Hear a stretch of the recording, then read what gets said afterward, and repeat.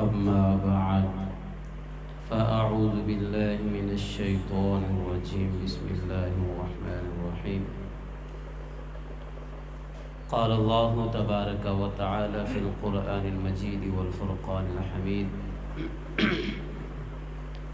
إنما وليكم الله ورسوله والذين آمنوا الذين يقيمون الصلاة ويؤتون الزكاة وهم راكعون ومن يتول الله ورسوله والذين آمنوا فإن حزب الله هم الغالبون صدق الله العظيم وصدق رسوله النبي الكريم الأمين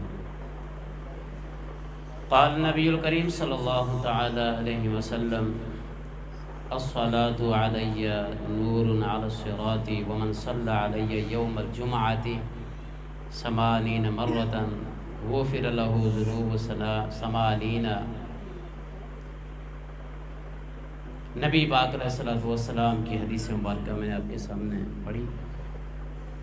حضور فرماتے ہیں کہ جس نے ہم پر درود پڑھا بروز قیامت پل صراط پر اس شخص کے لیے وہ نور ہوگا. اور فرمایا کہ جس نے جمعہ کے دن 80 مرتبہ درود پاک پڑھا 80 مرتن غفر له 80 ذنوبا، میرے آقا فرماتے ہیں اللہ کریم اس کے 80 سال کے گناہ معاف فرمائے گا. تو ہمیں چاہیے درود پاک کی بھی عادت بنانی چاہیے اگر کسی کی عادت نہیں ہے. خصوصاً جمعۃ المبارک کے دن اہتمام کے ساتھ ہمیں درود پاک پڑھنا چاہیے. محبت کے ساتھ درود پاک پڑھیے. الصلاۃ والسلام علیک یا رسول اللہ وعلی آلک واصحابک یا حبیب اللہ. الصلاۃ والسلام علیک یا نبی اللہ وعلی آلک واصحابک یا نور اللہ. یہ ہماری خوش نصیبی ہے کہ ہمیں ہفتے میں ایک مرتبہ نور مجسم بزم کے تحت یہ محفل پروگرام میں شرکت کرنے کی سعادت ملتی ہے. اس طرح نظام بھی کہیں کہیں ہوتا ہے. اس طرح کا ایک ہماری روح کو تقویت اور ایمان کو مزید مٹھاس مل جاتی ہے، قوت مل جاتی ہے. محافل کا مقصد یہی ہوتا ہے کہ ہمارا ایمان تازہ ہوتا رہے. کچھ اولیاء کی باتیں، کچھ نبی کی باتیں، کچھ اللہ کی باتیں، عقائد کے متعلق جو ہمیں معلومات کی کمی ہوتی ہیں اس معلومات میں اضافہ ہو. کچھ باتیں وہ ہوتی ہیں جو ہم نے سنی ہوتی ہیں پہلے، مزید علم میں اضافہ ہو جاتا ہے. کچھ ہمارے لیے نئی باتیں ہوتی ہیں. میں نے آپ کے سامنے پارہ 6 سورۃ مائدہ آیت نمبر 55 اور 56 یعنی 2 آیتیں مبارکہ تلاوت کی ہیں. اس آیت مبارکہ کے اندر میرے اور آپ کے سچے رب اللہ رب العزت جل وعلا نے ارشاد فرمایا انما ولیکم اللہ ورسولہ والذین آمنوا الذین یقیمون الصلاۃ ویؤتون الزکاۃ وہم راکعون. ایک آیت یہ. دوسری آیت اگلا جز وَمَن يَتَوَلَّ اللَّهَ وَرَسُولَهُ وَالَّذِينَ آمَنُوا فَإِنَّ حِزْبَ اللَّهِ هُمُ الْغَالِبُونَ. اس آیت مبارکہ کا جو نچوڑ اور جو خلاصہ ہے جو رب تعالی ہمیں بتانا چاہ رہا ہے، جو ہمارے لیے سیکھنا ضروری ہے. توجہ ادھر رکھیے، شربت بھی پیتے رہے نہیں تو ہمارا مقصد فوت ہو جائے گا. تو اللہ تعالیٰ نے اس آیت مبارکہ کے اندر شروع میں انما کا لفظ فرمایا. علماء فرماتے ہیں کہ انما کلمہ حصر ہے، اس کا معنی ہے صرف. کیا معنی ہے؟ صرف. اب اسی کے متصل آگے ارشاد فرمایا ولیکم اللہ. تو لفظ ولی آیا. ولی کے کئی معنی ہیں، لیکن علماء فرماتے ہیں اس جگہ پر، اس مقام پر، اس آیت مبارکہ کے اندر دو معنی لیے گئے. نمبر ایک مددگار، نمبر 2 محبوب، پیارا، دوست، یعنی کوئی بھی لے سکتے ہیں۔ اب اللہ تعالیٰ نے ارشاد فرمایا پارہ نمبر 6 سورۃ مائدہ آیت نمبر 55 اور 56 کے اندر، دونوں کے اندر اللہ تعالیٰ یہ ارشاد فرما رہے ہیں کہ تمہارا صرف مددگار اللہ اور اس کے رسول اور نیک سیرت جو میرے نیک متقی پرہیزگار لوگ ہیں، نماز قائم کرتے ہیں، زکوٰۃ دیتے ہیں، وہ بھی تمہارے مددگار ہیں۔ اب اس آیت مبارکہ کے اندر ہمیں معلوم ہوا کہ 3 ہستیاں ایسی ہیں کہ جو ہماری مدد کرتے ہیں۔ ایک تو اللہ تعالیٰ نے خود ارشاد فرمایا انما ولیکم اللہ ورسولہ والذین آمنوا، تو پہلے نمبر پہ اللہ تعالیٰ، پھر فرمایا اللہ کی اطاعت سے اس کے رسول مدد کرتے ہیں، اور ساتھ ہی فرمایا کہ اللہ کی اطاعت سے، رسول کی اطاعت سے اس کے جو ولی ہیں، جو نیک سیرت لوگ ہیں، پرہیزگار ہیں، متقی ہیں، وہ بھی مدد کرتے ہیں۔ اب اس پوری 2 آیات مبارکہ کے اندر کہیں بھی یہ نہیں کہا کہ کافر بھی تمہارے مددگار ہیں، مشرک بھی تمہارے مددگار ہیں، نہیں، بلکہ اللہ نے فرمایا اللہ تمہارا مددگار ہے، صرف اس کے رسول تمہارے مددگار ہیں، اور نیک سیرت متقی پرہیزگار وہ تمہارے مددگار ہیں۔ اب ہمارے ذہنوں کے اندر لوگ وسوسہ ڈال کر چلے جاتے ہیں، ایک بات کر کے آگے چل جاتے ہیں، اور ہم وہ اسی وسوسے کے اندر آ جاتے ہیں، شکار ہو جاتے ہیں اس کے۔ کیا وسوسہ ڈالتے ہیں؟ صرف اللہ ہی مدد کرتا ہے۔ یہ تو ہمارا عقیدہ ہے، حقیقی مدد تو اللہ ہی کی ہے، لیکن اللہ تعالیٰ نے جو ایک نظام بنایا ہے، یوں تو کئی اعتراض اٹھیں گے، بارش تو اللہ بھی برساتا ہے، تو فرشتے کیوں پیدا کیے پھر اللہ نے؟ ہوا تو اللہ بھیجتا ہے، ہوا کے لیے مقرر ہے فرشتے۔ ماں کے پیٹ میں بچہ ہے تو رزق تو اللہ دیتا ہے، فرشتے مقرر ہیں۔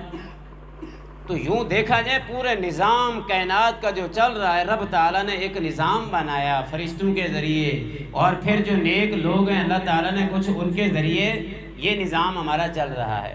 تو اس آیت مبارکہ کے اندر اللہ تعالیٰ نے ہمیں تعلیم دی ہے کہ لوگوں صرف اللہ، اس کے رسول اور نیک سیرت لوگ متقی تمہارے مددگار ہیں۔ اور اگر کوئی شخص یہ کہتا ہے کہ صرف اللہ ہی مدد کرتا ہے، اس کے علاوہ کسی سے مدد نہیں مانگنی چاہیے، اس آیت مبارکہ کا انکار کر رہا ہے وہ، اور جو قرآن کا انکار کرتا ہے آپ سمجھتے ہیں وہ کون ہوتا ہے؟ اسلام سے خارج ہو جاتا ہے۔ میں نے آپ کو اس کی تفسیر آگے لمبی چوڑی باتیں تو بتائی نہیں ہیں، صرف الفاظ من و عن وہی ترجمہ آپ پڑھ سکتے ہیں، کسی بھی مکتبہ فکر کا آپ ترجمہ اٹھائیں، یہ الفاظ ہی بتا رہے ہیں انما ولیکم اللہ، بے شک تمہارا اللہ مددگار ہے، ورسولہ، اور اس کے رسول۔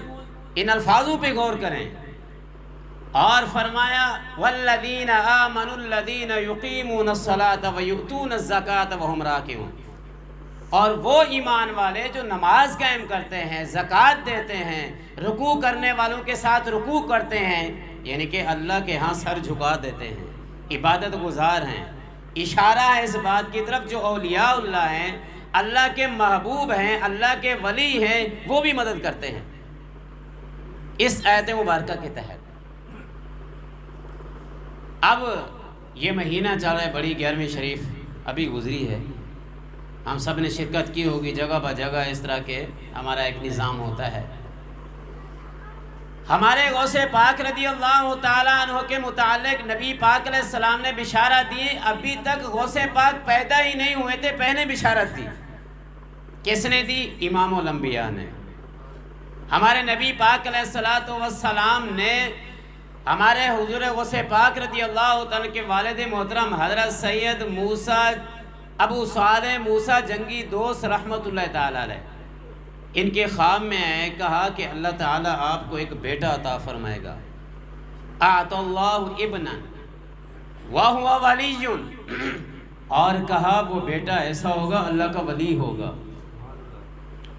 اور فرمایا ومحبوبی ومحبوب اللہ تعالی، وہ میرا بھی محبوب ہوگا، اللہ کا بھی محبوب ہوگا، وَسَيَكُونُ لَهُ شَانٌ فِي الْأَوْلِيَاءِ وَالْأَقْطَابِ، کہا ان کی شان اقطاب میں، اقطاب بھی کتب کی جمع ہے، یہ بھی درجے ہیں اولیاء کے، والاقطاب والاولیاء، اولیاء اور اقطاب کے اندر ان کے درجے ایسے ہوں گے کشانی بین الانبیاء والرسول، حضور فرماتے جیسے میری شان انبیاء رسولوں کے درمیان ہے، تمہارے بیٹے جو ولی پیدا ہونے والے ہیں ان کی شان بھی ایسے ہوگی اولیاء اقطاب کے درمیان۔ اب ہمارے نبی کی شان کیسے انبیاء رسول میں سب سے اولا والا ہمارا نبی، تو بشارت دی ہے کہ تمہارے جو بیٹے ہوں گے، یعنی غوث پاک رضی اللہ تعالیٰ کے متعلق نبی پاک علیہ السلام نے ارشاد فرمایا اولیاء کے درمیان ان کی شان بھی ایسے ہوگی جیسے میری شان نبیوں میں ہے، اور وہی ہوا۔ غوث پاک فرماتے کہ میرا قدم تمام اولیاء کی گردنوں پر ہے۔ اب ایک چھوٹا سا واقعہ آپ کو سناتا ہوں غوث پاک رضی اللہ تعالیٰ عنہ کا۔ حضرت شیخ ابو عمرو اور حضرت شیخ عبدالحق حریمی رحمۃ اللہ تعالی علیہ 555 سنہ ہجری کا یہ واقعہ ہے۔ 3 صفر المظفر اتوار کا دن تھا۔ یہ کہتے ہیں ہم غوث پاک رضی اللہ عنہ کے مدرسے میں تھے، ہم آتے تھے، آپ کی بارگاہ میں اور بھی تھے۔ ہم نے ایک عجیب سا واقعہ دیکھا۔ کیا واقعہ ہے؟ آپ نے کھڑائیں پہنی ہوئی تھی۔ کھڑائیں کا مطلب ہوتا ہے کہ لکڑی کی چپلیں ہوتی ہیں، اس کو کھڑائیں بولتے ہیں۔ آپ یک اٹھے، اچانک وضو کیا، وضو کرنے کے بعد 2 رکعت نفل پڑھے، نفل پڑھنے کے بعد ایک کھڑائیں اتاری، یعنی ایک چپل وہ جو لکڑی کی پہنی ہوئی تھی ہوا میں پھینک دی، اسی طرح دوسری کھڑاؤں کو اتارا، ہوا میں پھینک دی۔ اب یہ کہتے ہیں ہم سارے دیکھ رہے ہیں، عجیب واقعہ ہے، اور ہمارے اندر اتنی جرأت نہیں ہو رہی تھی کہ آپ سے یہ پوچھے کہ آپ نے ایسا کیا، یہ اس کی وجہ کیا ہے۔ بہرحال وقت گزرتا گیا۔ ٹھیک 23 دن بعد 23 دن بعد دیکھا ہم نے ایک قافلہ آیا، دستک دیے دروازے پر، ہم نے اجازت سے غوث پاک نے کہا دیکھو کون ہے، دروازہ کھولا گیا تو ایک قافلہ آیا۔ اب اس قافلے کے اندر 10 آدمی بھی ہو سکتے ہیں، 12 بھی ہو سکتے ہیں، تو بہرحال کچھ لوگ آئے، سامان کی گڈی بھی باندھی ہوئی ہے، اور آ کے رکھا، حضور غوث پاک رضی اللہ تعالیٰ کی بارگاہ میں پیش کیا۔ یہ آپ کے لیے ہم نذرانہ لے کر آئے ہیں۔ سامان کو کھولنے کا حکم دیا غوث پاک نے، کہا کھولو۔ کھولا گیا تو وہ جو چپلیں غوث پاک رضی اللہ تعالیٰ نے ہوا میں پھینکی تھی وہ بھی سامان میں موجود ہے۔ اب وہ حیران ہو گئے، انہوں نے پوچھا یار یہ کیا ماجرا، سامان کہاں سے لائے، کیوں آئے، کیا وجہ ہے، یہ چپلیں کہاں سے آپ کو ملی اس طرح کی؟ ہم نے تو غوث پاک کے پاؤں میں دیکھی تھی، اس کے بعد غائب ہوئی، ہوا میں پھینکی، ہم پوچھ نہیں سکے تھے کیوں پھینکی، کہاں گئی ہیں، آپ ابھی دیکھ رہے ہیں، حیران ہیں یہ کہاں سے ملی آپ کو؟ انہوں نے کہا اصل بات یہ ہے 3 صفر المظفر اس وقت ہمارا ایک قافلہ جا رہا تھا، ایک جماعت جا رہی تھی، ڈاکو نے لوٹ لیا، سارا مال لے لیا، ہمیں دھمکی بھی دی کہ ہم آپ کو مار دیں گے وغیرہ وغیرہ، دور جا کر ہمارا مال تقسیم کرنے لگے۔ ہم نے آواز دیے یا شیخ عبد القادر جیلانی، اے غوث پاک المدد یا غوث اعظم، ہماری مدد فرمائیے۔ تو بس ہمارا یہ کہنا تھا۔ دیکھا کہ تھوڑی دیر بعد گزری تو وہ ڈاکو جماعت جو تھی جنہوں نے لوٹا ہوا تھا سامان، تقسیم کرتے کرتے رک گئے، ہمیں بلایا، کہا ادھر آ جاؤ۔ ہم گئے تو کہا کہ اپنا اپنا مال لے لو اور دیکھو ہمارا حال کیا ہوا ہے۔ انہوں نے کہا کیا حال ہوا؟ پھر ہم قریب گئے، دیکھا کہ ڈاکو کے جماعت کے 2 سردار تھے، دونوں مردہ پڑے ہوئے ہیں، اور سامان ہم نے دیکھا کہ ان ڈاکو کے سردار جو مرے ہوئے تھے ان کے ساتھ یہ چپلیں پڑی ہوئی تھی، ہم نے یہ چپلیں بھی لے لی، اپنا سامان بھی لے لیا۔ تو پتہ چلا غوث پاک کی مار نے کیا کام کیا ہے۔ جو پکارتا ہے غوث پاک رضی اللہ تعالیٰ عنہ کو صحیح عقیدہ رکھ کر، اور پکارنے والی پھر زبان بھی ہو۔ بابا فرید کا وہ واقعہ ہے نا کہ کھارے پانی کو میٹھا کر دیا، کہیں ملتا ہے کہ مٹی کے ڈھیلے تھے سونا کر دیا، پھونک ماری کچھ پڑھ کر۔ پوچھا گیا آپ نے کیا پڑھا؟ کہا سورۃ اخلاص پڑھی ہے۔ انہوں نے تجربے کرتے رہے، مٹی کے ڈھیلے جمع کیے تو پانی پر پھونک مارتے رہے، دوبارہ گئے، کہا جو آپ نے وظیفہ پڑھا ہے لیکن کچھ اور بھی آگے پیچھے پڑھا ہے، ہمیں بتایا نہیں آپ نے۔ کہا نہیں، ایک سورۃ اخلاص جو آپ نے پڑھی ہے، فرید جیسی زبان کہاں سے لوگے؟ یہ ہم 1 منٹ میں کہہ تو دیتے ہیں یار ہم غوث اعظم کا ہماری مدد نہیں ہوئی، یہ واقعی سناتے رہتے ہیں کہ غوث اعظم کا تو یہ ہو گیا، غوث اعظم کا تو یہ ہو گیا۔ تو جس کا جتنا عقیدہ ہوتا ہے، جس کی جتنی زبان، جس کا جتنا عمل ہوتا ہے، اس کو اتنا مل جاتا ہے۔ تو یہ غوث پاک رضی اللہ تعالی عنہ مادر زاد ولی ہیں۔ آپ کا نام سید عبد القادر ہے، کنیت ابو محمد ہے، لقب پھر بہت ہے، محی الدین بھی کہا جاتا ہے، پیران پیر دستگیر بھی کہا جاتا ہے، محبوب سبحان قندیل نوران شہباز لامکان، اس طرح القابات آپ کے بہت ہیں۔ آپ کے بیٹے عبد الوہاب سید عبد القادر جیلانی رحمۃ اللہ تعالی علیہ، پیران پیر دستگیر غوث اعظم رحمۃ اللہ تعالی علیہ، آپ کے بیٹے حضرت سید عبد الوہاب کہتے ہیں کہ جب ہمارے والد صاحب بیان کرتے، پہلے شروع میں تو بیان کرتے نہیں تھے، نبی پاک علیہ الصلوۃ والسلام نے کہا بیٹا بیان کیا کرو۔ کہا اے نانا جان، بغداد کے اندر عربی لوگ رہتے ہیں اور ہم اجمی ہیں، عربی نہیں ہیں، وہ عربی ہیں ہم اجمی ہیں، ہم سمجھا نہیں پائیں گے، کس طرح بیان کریں ان کی زبان میں، یا تو عربی ہمیں آئے تو عربی میں بیان کریں۔ اللہ اکبر۔ تو میرے نبی پاک علیہ الصلوۃ والسلام نے کہا کہ منہ کھولیے۔ نبی پاک علیہ الصلوۃ والسلام نے 7 مرتبہ لعاب دہن آپ کے منہ میں ڈالا، اور پھر غوث پاک کہتے ہیں کہ میں نے حضرت علی رضی اللہ تعالی عنہ کو بھی خواب میں دیکھا، انہوں نے 6 مرتبہ لعاب دہن ڈالا ہے۔ تو میں نے کہا نانا جان نے تو 7 مرتبہ لعاب دہن ڈالا، یعنی تھوک مبارک، آپ نے 6 مرتبہ کہا یہ ادب کا مقام ہے، ہم مقابلہ نہیں کر سکتے۔ اور اس کا اثر کیا ہوا لعاب دہن کا، تھوک مبارک کا؟ غوث پاک رضی اللہ تعالیٰ عنہ ایسا بڑا پیارا بیان کرتے، ایسا بڑا پیارا بیان کرتے۔ ان کے بیٹے عبد الوہاب، سید عبد الوہاب، وہ کہتے ہیں جب ہمارے والد گرامی بیان کرتے 400 علماء، کتنی؟ 400 علماء کاغذ قلم لے کر بیٹھتے تھے کہ غوث پاک کی باتیں لکھا کرتے تھے۔ یہ عوام نہیں، علماء کی بات کر رہا ہوں۔ آپ صرف پیر نہیں تھے، اس کے ساتھ ساتھ بہت بڑے علامہ، بہت بڑے مفتی بھی تھے، عراق کے بڑے بڑے فقہا، یعنی اس وقت کے غوث پاک رضی اللہ تعالیٰ کے دور کے سب سے جسے بڑا مفتی کہا جاتا ہے، غوث پاک رضی اللہ تعالیٰ عنہ تھے۔ ایک مسئلہ آیا غوث پاک رضی اللہ تعالیٰ کے پاس، وہ فقہا جو علماء تھے، جو مفتی تھے، وہ فتویٰ لے کر آئے کہ یہ ہماری سمجھ میں نہیں، اس کا جواب کیسے دینا ہے، آپ بتائیں۔ کہا یہ تو آسان فتویٰ ہے، دیکھ لیں غوث پاک کے علم کا۔ مسئلہ بیان کیجئے، مسئلہ کیا ہے؟ کا مسئلہ یہ ہے کہ ایک شخص ہے، اس نے قسم کھائی ہے، کہا کہ میں روئے زمین پر اکیلے ایسی عبادت کروں کہ کوئی اور نہ کر رہا ہو، ورنہ میری بیوی کو طلاق ہے۔ یہ قسم بھی کھائی ہے اور کہا میں اللہ کی اکیلے عبادت کروں اور کوئی نہ کر رہا روئے زمین پر، نہیں تو میری بیوی کو طلاق ہے، قسم بھی کھائی ہے۔ اب ان کی بیوی کو بچانا ہے، طلاق بھی نہ ہو، اب ایسی کون سی صورت ہے؟ ہم تو سوچ سوچ کے تھک گئے کہ اگر ان کو روزے کا حکم دیتے، روزے دنیا میں پتہ نہیں کون کون رکھ رہے ہوں گے۔ ان کو اگر کہتے ہیں کہ آپ صدقہ و خیرات کر لیں تو اس طرح پتہ نہیں کتنی کر رہے ہوں گے، تلاوت کریں تو تلاوت کرنے والے بھی کہاں کہاں کر رہے ہوں گے۔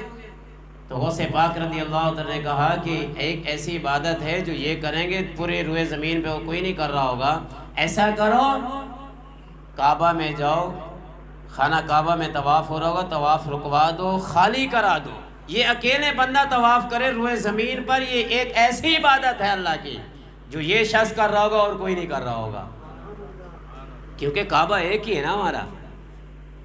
پہلے بیت المقدس تھا، اس کے بارے میں بھی ابھی مسائل چل رہے ہیں، دعا کرتے ہیں اللہ کریم ان کی حفاظت فرمائے۔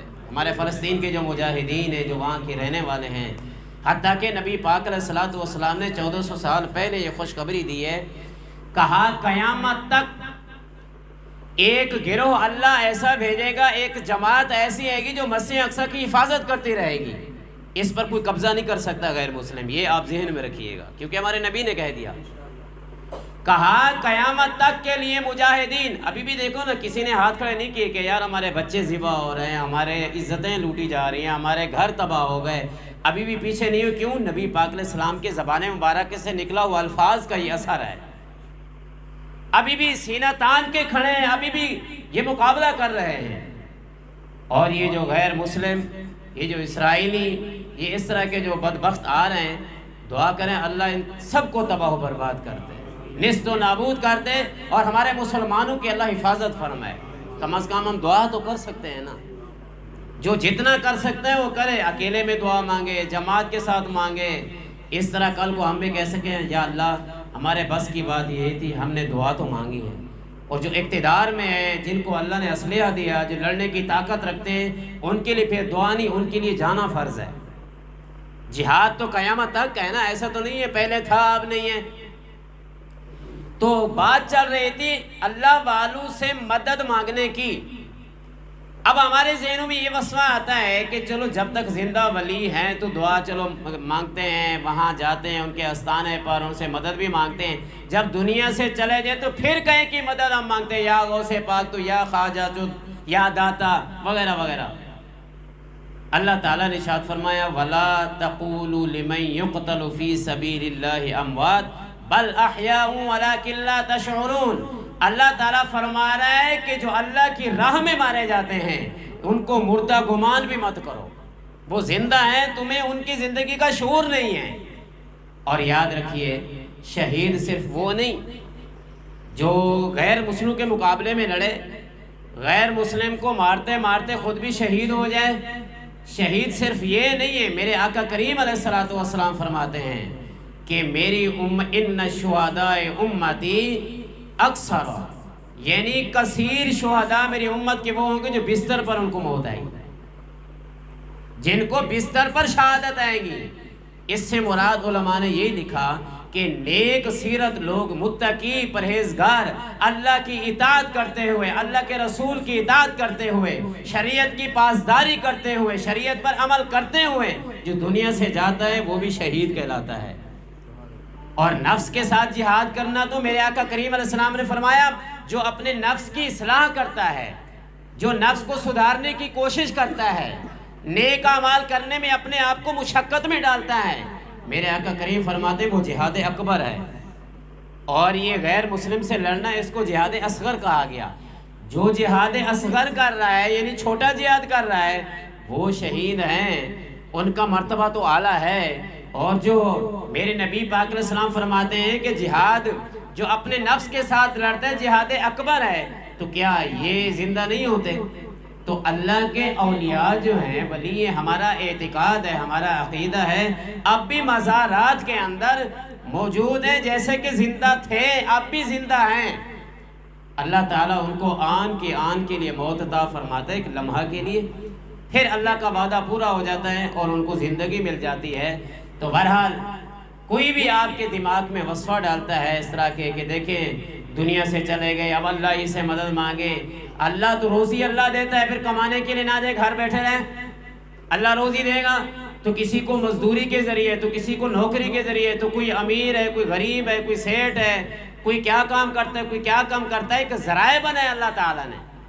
تو حقیقی مدد اللہ ہی کی ہوتی ہے، اور یہ اللہ تعالیٰ نے ذرائع بنائے، اپنے بندوں کو عطائیں کی ہیں، اور ان عطاؤں کے ذریعے پھر ہم جاتے ہیں ان کے پاس مدد مانگنے کے لیے۔ جو میں نے آپ کے سامنے آیت مبارکہ پڑھی اس کے اندر بھی اللہ تعالیٰ نے یہ ارشاد فرمایا انما ولیکم اللہ ورسولہ والذین آمنوا الذین یقیمون الصلاۃ ویؤتون الزکاۃ وہم راکعون۔ اللہ فرما رہا ہے صرف تمہارے مددگار اللہ، اس کے رسول اور متقی سیرت نیک لوگ جو ہیں وہ تمہارے مددگار ہیں۔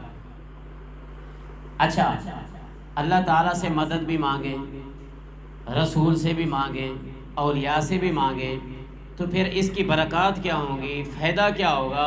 آگے اللہ تعالیٰ نے خود ارشاد فرما دیا وَمَن يَتَوَلَّ اللَّهَ وَرَسُولَهُ وَالَّذِينَ آمَنُوا فَإِنَّ حِزْبَ اللَّهِ هُمُ الْغَالِبُونَ۔ اللہ تعالیٰ فرماتا ہے جو اس طرح کرے گا اللہ سے بھی مدد مانگے گا، رسول سے بھی مدد مانگے گا، اور میرے جو نیک بندے ہیں ان سے بھی مدد مانگے گا، وہ گروہ میرا گروہ ہے۔ اللہ فرما رہا ہے فَإِنَّ حِزْبَ اللَّهِ، وہ اللہ کا گروہ ہے، اور فرمایا ہم الغالبون، یہ غالب ہوں گے، مغلوب نہ ہوں گے۔ اللہ کا جو گروہ ہے غالب رہے گا، مغلوب نہیں رہے گا۔ تو پتہ چلا اللہ تعالیٰ کے جو نیک بندے ہیں وہ بھی مدد کرتے ہیں، اور ہمارا عقیدہ ہے اللہ کریم قیامت تک ہمیں اسے عقیدے پر ثابت قدمی عطا فرمائے۔ تو اسی لیے ہم خواجہ خواجہ بھی کرتے ہیں، ہم داتا داتا بھی کرتے ہیں، ہم یا غوث المدد یا غوث بھی کرتے ہیں، تو ہمارا عقیدہ ہے ہمیں مل جاتا ہے۔ تو ہماری یہ خوش نصیبی ہے کہ اس طرح محافل کے اندر اللہ کے اولیاء، اللہ کے محبوبوں کا ذکر خیر سنتے ہیں، اور جس گھر میں اولیاء اللہ کا ذکر ہوتا ہے، یعنی نیک بندوں کا ذکر ہوتا ہے، اس گھر میں اللہ تعالیٰ کی رحمت کی بارش برستی ہے۔ وہ تو خوش نصیب ہے۔ قیامت کے دن اپنے لیے یہ ایک دلیل کی ایک مہر لگوا رہا ہے کہ میں اولیاء سے محبت کرتا ہوں، میں ان کے نام پر محفل میلاد بنا رہا ہوں، میں نبی سے محبت کرتا ہوں، نبی کے نام پر محفل میلاد بنا رہا ہوں، مجھے اولیاء سے محبت ہے، ان کے نام پر میں محفل اور لوگوں کو جمع کر رہا ہوں، اور ان کے نام پر لوگوں کو کھانا کھلا رہا ہوں۔ لیکن ایک بات یاد رکھیے، یہ محفلیں اپنی جگہ، یہ برکات اپنی جگہ، لیکن اللہ تعالیٰ نے جو نماز کا حکم دیا ہے یہ کسی صورت میں معاف نہیں ہے۔ اللہ تعالیٰ ارشاد فرماتا ہے فی جنات یتساءلون، توجہ سے سنیے گا، فی جنات یتساءلون عن المجرمین ما سلککم فی سقر۔ قیامت کے دن جنتی پوچھیں گے جہنمی سے، جنتی پوچھیں گے جہنمی سے، سوال کریں گے ما سلککم فی سقر، کس چیز نے جہنم میں ڈالا تمہیں، تم یہاں کیسے ہیں، تم نے کیا جرم کیا ہے؟ سب سے پہلے ان کا جواب سنیے، کہیں گے قالوا لم نک من المصلین، کہیں گے پہلی بات تو یہ ہم نماز نہیں پڑھتے تھے۔ جہنم میں جانے والے وہ کہیں گے کہ ہم نماز نہیں پڑھتے تھے، وَلَمْ نَكُ نُطْعِمُ الْمِسْكِينَ، اور کہیں گے ہم مسکینوں کو، غریبوں کو کھانا نہیں کھلاتے تھے، وَكُنَّا نَخُوضُ مَعَ الْخَائِضِينَ، اور کہیں گے جو بےہودہ لوگ ہوتے تھے، غلط کاریوں میں ہوتے تھے، غلط بیٹھکیں ہوتی تھی، غلط باتیں ہوتی تھی، بےہودہ فکریں ہوتی تھی، ہم بھی ان کے ساتھ مل جاتے تھے۔ وَكُنَّا نُكَذِّبُ بِيَوْمِ الدِّينِ، اور آخرت کے دن کو جھٹلاتے تھے، ہم کہتے تھے آخرت کیا ہے، مرنا ہے بس ختم ہو جانا ہے، ہمارا یہ عقیدہ تھا۔ حتی اتانا الیقین، یہاں تک کہ ہمیں موت آ گئی۔ تو نماز نہ پڑھنا یہ جہنم میں جانے کا راستہ ہے، یہ دیکھ لیجئے، نماز پڑھنا جنت میں جانے کا سبب، اور نماز نہ پڑھنا جہنم میں لے جانے کا سبب ہے۔ تو ہمیں جس طرح خوشی ہوتی ہے محافل کے اندر آتے کوئی دعوت دیتا ہے، تو یہ نماز کی دعوت بھی اللہ نے دی ہے۔ ہمیں کوئی ایک مرتبہ میسج کرتا ہے، پھر دوسری مرتبہ میسج آ جاتا ہے، تو ہم کہتے ہیں یار یہ بندہ بار بار یاد کر رہے، جانا چاہیے۔ کئی مرتبہ میسج آئے تو ہمیں اور ایک اس کی طرف جانے کو دل کرے گا کہ یار ایک نہیں، دو نہیں، چار نہیں، 10-12 میسج ہیں کہ جناب آپ آئیے، جناب آپ آئیے۔ کبھی غور کیا اللہ تعالیٰ نے کتنا میسج بھیجے قرآن کے اندر؟ قرآن کے اندر یہ میسج کیا دیا ہمیں؟ کم از کم، کم و بیش 700 مقام پر علماء نے لکھا کہ نماز کا حکم اللہ نے دیا ہے۔ اب ایک عام آدمی اگر ایک سے زائد میسج کرے تو ان کی اہمیت، ان کی قدر بڑھ جاتی ہے، تو کیا رب تعالیٰ کی قدر نہیں کریں گے؟ ہم کریں گے، اور کرتے ہیں اور کرتے رہیں گے، اس کے بغیر چارہ ہی نہیں ہے۔ رب کی قدر نہیں کی تو بندہ ایمان والا ہی نہیں ہے۔ تو میں بھی نیت کرتا ہوں، آپ بھی نیت کریں کہ آج کے بعد ہم اتنی پکے سچے نمازی بن جائیں گے کہ کوئی ہماری نماز قضا نہیں ہوگی انشاءاللہ، اور جو ہوئی ہے ان سے توبہ بھی کریں اور ساتھ ساتھ ان کو ادا بھی کرتے رہیں۔ جب وقت ملے ظہر کی، عصر کی، مغرب کی، عشاء کی، فجر کی، اس طرح کے ایک معمول بنے، قضاء عمری جسے کہا جاتا ہے، کتابوں کے اندر پورا طریقہ لکھا ہوا ہے، اور ایک قضاء عمری کس طرح کرنی ہے۔ تو بہرحال اللہ کریم میری آپ کی حاضری قبول فرمائے، اور جن صاحب نے، ہمارے رئیس بھائی نے یہ محفل کا پروگرام رکھا ہے، اللہ کریم ان کے گھر میں خیر و برکت عطا فرمائے، اور ہماری جو بزم نور مجسم بنی ہوئی ہے اس کام میں پیش ہے، ایک محفل ہوتی ہے تو دوسری بکنگ ہو جاتی ہے اور میسج آ جاتے ہیں 2-4 دن کے بعد، حالانکہ جمعے ہوتی ہے اور میسج پہلے آ جاتا ہے، اطلاع کی جاتی ہے، خبردار کیا جاتا ہے بھی کسی کا کوئی کام ہوتا ہے، اس سے فارغ ہو کر محفل میں شرکت کریں۔ اللہ کریم ہمارے فہد بھائی اور ان کی جتنی بھی ٹیم، ہمارے طارق بھائی ہیں اور بھی جتنے ہیں، اللہ کریم تمام کو برکات عطا فرمائے، اور ان کی یہ کاوش کو اپنی پاک بارگاہ میں قبول و منظور فرمائے۔ آمین بجاہ النبی الامین صلی اللہ علیہ وسلم۔